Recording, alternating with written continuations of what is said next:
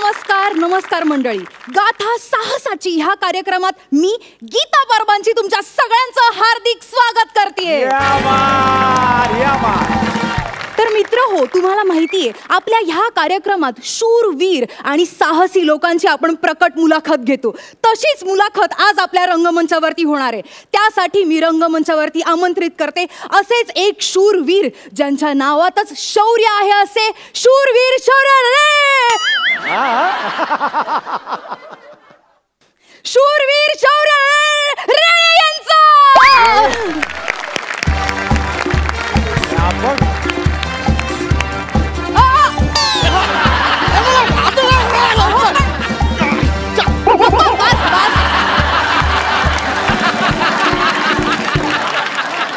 Sir, तुम्ही तिथून कुठून आलात? मेन गेटने यायचं ना. ते मी पायपावर चढून आलो. अहो, लिफ्टने यायचं ना. मी शूरवीर आहे, मी असाच येतो. ही पानं कसली आहेत? येते मी पाईप चढत असताना मधच हे झाड आलं, तर त्याचं असं मूळ पकडायला गेलो तर ही पानच माझ्याशी तोंडात आली. सर, टॉयलेटचा पाईप आहे तो. बसा ना, बसा. आपण मुलाखतीला सुरुवात करूया. Thank you thank you. 5 वेळा राष्ट्रीय पुरस्कार मिळवणारे तुम्ही. अहो, तुमचं नाव एका दमात घेणं सुद्धा एक प्रकारचा टास्क आहे. शूरवीर शौर्य. काय म्हणाल तुम्ही? येणार येणार. शूरवीर शौर्य. ते शौर्य अडवळे आहे.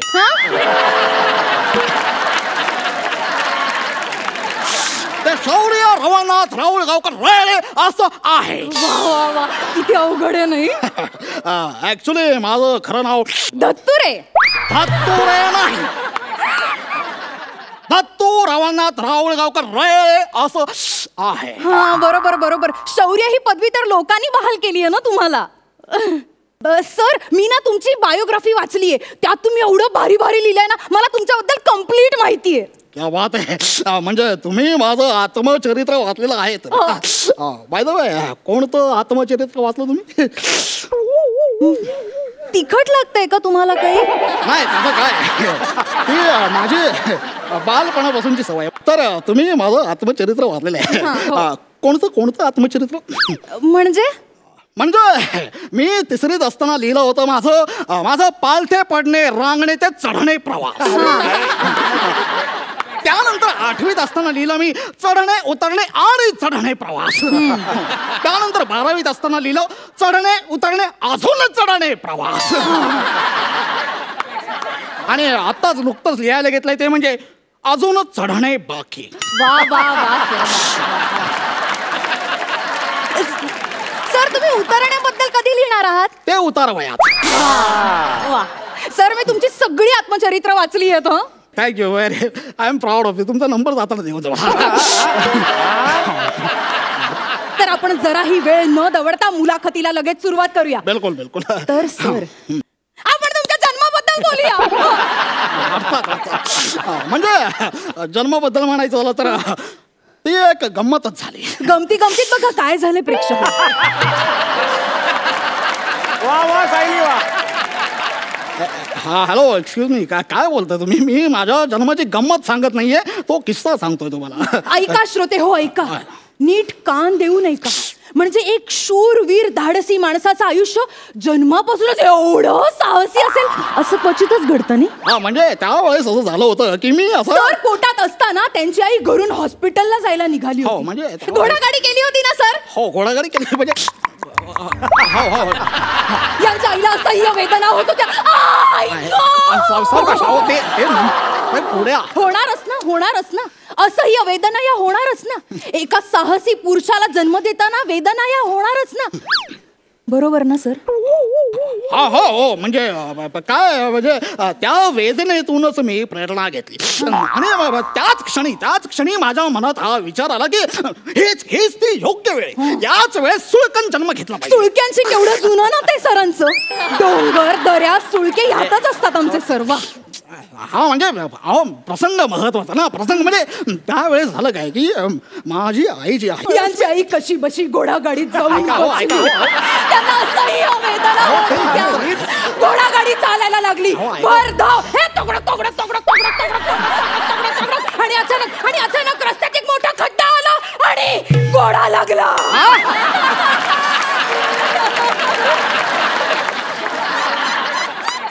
किंकाळायला लागला. आईला बाहेर पडता येईना, गाडी बाहेर येईना, आई तशीच अडकून बसते. पण या साहसी पुरुषाने त्याही परिस्थितीत त्या घोडा गाडीतच जन्म घेतला. कमाल सर, कमाल आहात सर तुम्ही, कमाल आहात. वा वा वा, असंच घडलं होतं ना सर? हो म्हणजे यांनी जरा असं साधक बाधक पद्धतीने ते सांगितलेलं आहे. म्हणजे अजून जरा खोलावं सांगता आलं असतं. म्हणजे माझा तो जन्म जो आहे तो फार रोमांचक पद्धतीने मी सांगतो. म्हणजे तुम्ही अगदी असा पटकन आटपून टाकला तर माझा जन्म हरकत नाही. सांगितलं ते सांगितलं. तर सर मी तुमची ना बायोग्राफी अख्खी वाचली. कसले भारी आहात, भारी जाताना नंबर फक्त सर. तुम्ही 3 वर्षाचे असताना जो किस्सा घडला ना तो आमच्या प्रेक्षकांना सांगा. म्हणजे तो किस्सा तुमच्या लक्षात आहे? वा क्या बात. म्हणजे तो किस्सा फार महत्वाचा आहे माझ्या आयुष्यातला. म्हणजे जन्माला येऊन मला पहिला जर काही मी पराक्रम केला असेल तर कदाचित तो. म्हणजे त्यावेळेस असं झालं होतं की एका 3 वर्षाच्या मुलाने जिवंत सापाला पकडलं म्हणजे काय? अहो असं कसं तुम्ही डायरेक्ट मूळ मुद्द्याला हात घालता? असं नसतं सांगायचं ते. अहो ते शौर्य काही लहान सहान शौर्य नव्हतं, ते मोठं शौर्य आहे ते.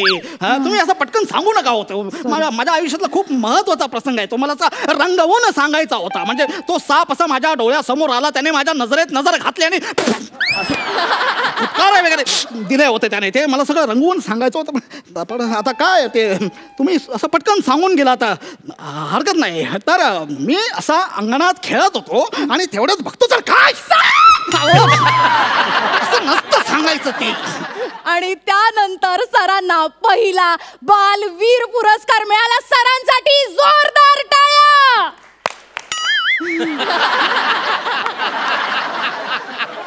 अहो टाळ्या म्हणाल्यात त्या. काय चाललंय हे? म्हणजे सर जाऊ देत, तुम्ही पुढचं सांगा ना आम्हाला काय झालेलं. हो म्हणजे साधारणतः यांनी जसं सांगितलं तसंच घडलं. फक्त तो साप तुम्ही फार पटकन मारून टाकलात. तो फार महत्वाचा प्रसंग आहे. सर त्याचं काय झालं ना, मी वाचताना पण एवढी एक्साइट झाले होते ना.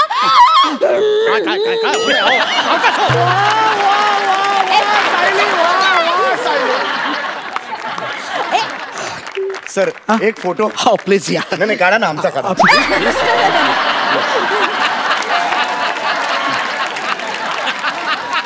Please please sir. थँक्यू.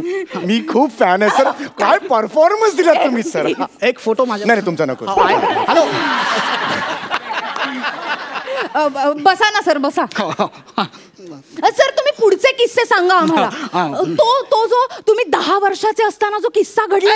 एक मिनिट तो किस्सा कोणी बोलणार नाही. प्लीज प्लीज तू तो किस्सा सांगायचा नाही. तो फार महत्वाचा किस्सा आणि तो फक्त मीच सांगणार. प्लीज एक शब्द चकार शब्द तोंडात ना काढायचा नाही. कळलं ना? अजिबात काय बोलायचं. सर पण तो किस्सा एवढा भारी हे बघा तुम्ही एकतर बोलू नका किंवा ते तोंडावरचं बोट तरी काढा. काय मी इकडे माझी प्रकट मुलाखत आहे की नाही? तुम्ही फक्त मला प्रश्न विचारा, त्याची उत्तर मी देतो. हा सर माझ्या वाचनात असं आलंय की तुमची सगळी चेष्टा करायचे, तुम्हाला ना असं वेगवेगळ््या नावांनी चिडवायचे. तुटलेला खडू, झिजलेला खोडरबर, होळीतला नारळ. कोण रे? मी बटल्या. अरे तुझा बाप बटल्या. अरे तुझा खानदान बटल्या. मी बटल्या काय? तुझ्या बापाचं खातो मी बटल्या बोलायला. मला बोलतो बटल्या. मी बटल्या आलाय. मी बटल्या. मला बोलतो बटल्या. सर अरे नको मला बाटल्या.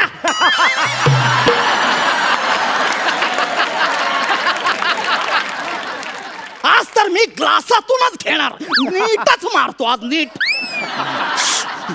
हे बघा हे असं माझं भान सुटतं बघा. कशाला तुम्ही त्या मित्रांचा विषय काढला? सॉरी आपण ना माझ्या प्रकट मुलाखतीविषयी बोलूया. त्याबद्दल प्लीज तुम्ही प्रश्न विचारा. बाकी काय? अहो त्याबद्दलच तर विचारते ना मी सर. तुम्ही ना त्या चिडवणाऱ्या मुलांना बरोबर उत्तर दिलं. म्हणजे तुम्ही 10 वर्षाचे असताना जो किस्सा केला ना तो आता मी प्रेक्षकांना सांग. तो अजिबात तोंड उघडायचं ना. गप्प बस. तर माफ करा तर झालं असं की त्यावेळेस मी आणि माझे काही मित्र आम्ही भोशी डॅमवर खेळायला गेले होते आणि मग त्यांचा मित्र अचानकच पाण्यात पडला आणि मग बुडायला लागला त्याच्या नाकातोंडात पाणी जायला लागलं सरांनी पाण्यातच उडी घातली. त्याचा पकड धरला आणि त्याला पाण्याबाहेर काढलं आणि मग त्याच्यावरती प्रथमोपचार केले. आणि मग काय आणि मग तो वाचला. वा सर वा वा वा वा वा. अहो तुमचं ना जितकं कौतुक करावं ना तितकं कमीच आहे हो सर, कमीच आहे. तुम्हाला हा एवढा भारी किस्सा एवढ्या प्रेक्षकांसमोर सांगताना कसं वाटतंय सर? हा सांगा ना कसं वाटतंय? एवढ्या प्रेक्षकांसमोर हा किस्सा मी सांगितला आणि मग हा किस्सा होता. अगं भवाने, आणि मगच्या पलीकडे मला काय बोलायला दिलास का तू? हा मित्राला वाचवण्याचा किस्सा मी किती रोमहर्षक पद्धतीने जनतेसमोर सांगतो तुला माहिती आहे का? Sorry sir sorry. या किस्स्यासाठी मला वन्स मोर मिळायचं, वन्स मोर. क्लॅरिटी ठेवायची ना सर. Sorry sir sorry. अहो मी ना ते वाचल्या ना असा प्रसंग असा कट टू कट माझ्या डोळ्यासमोर उभा राहिला हो. अगं पण जे मी आठवून आलोय ते मला बोलू दे ना. Sorry sir. अहो ते आत्मचरित्र वाचलंय ना त्यात पान नंबर 90 मारून टाकते आत्मचरित्र. Sorry sir. आपण ना मुलाखतीची सुरुवात ना अशी नव्याने करूया. काय म्हणाल तुम्ही? नव्याने करूया सुरुवात मुलाखतीची. नव्याने मुलाखतीची सुरुवात करूया. आता तर नव्यानेच मुलाखतीची सुरुवात करूया. बरं मला सांग, वयाच्या 50व्या वर्षी मला राष्ट्रपती साहसी पुरस्काराने सन्मानित केलं गेलं. तो किस्सा मी आता सांगतो. एक चकार शब्द काढायचा नाही तोंडून, कळलं? तर त्यावेळेस असं झालं होतं की मी आणि माझे मित्र आम्ही काश्मीरला गेलो होतो आणि आतंकवादीनं बांबूने भटके मारले. ही माझ्या सगळ्या किस्सांना बांबू लावते. चाललो